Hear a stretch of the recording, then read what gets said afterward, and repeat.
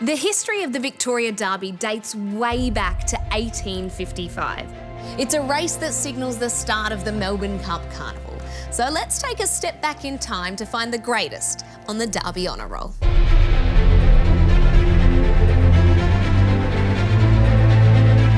Derby Day of 1965. Crowds are arriving in their black and white, and there was one look that turned heads. Model Jean Shrimpton in that iconic white Mini. A conservative choice, I would have thought.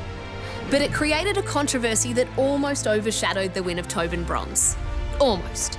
Toby became a cult hero through the 60s, winning the Cox Plate in 66 and again in 67.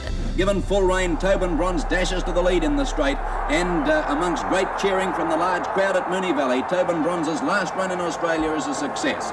Terrific, can't stay with him, and then a gap to Craftsman, and Tobin bronze once again showing what a great champion he is.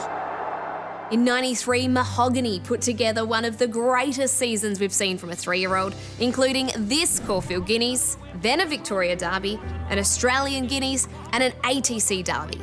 The Derby double was something that hadn't been done in 20 years. But despite his 3-year-old CV at the staying trips, he actually turned out to be a gun sprinter. So from a 2,500 metres of a derby to this, his second Lightning Stakes win over 1,000 metres. King Grande's coming at him on the outside. Mahogany without a lot of room is trying to squeeze through. He's got through Mahogany. He pounced on the lead from Ken Grande and Spartacus, and Mahogany, despite difficulties, draws away to win a length and a half. Elvstroem became one of the most successful horses at the turn of the 21st century, starting with a win in the 2003 Derby.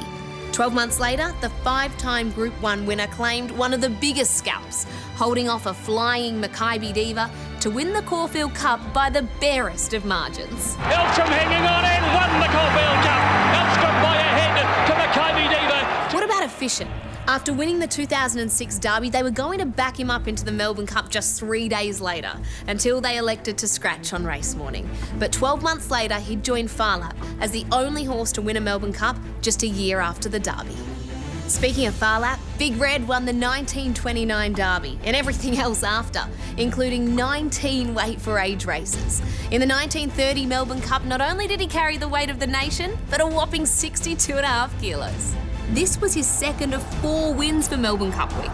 That's a win on every day of the carnival. Arguably the greatest ever achievement by an Australian thoroughbred.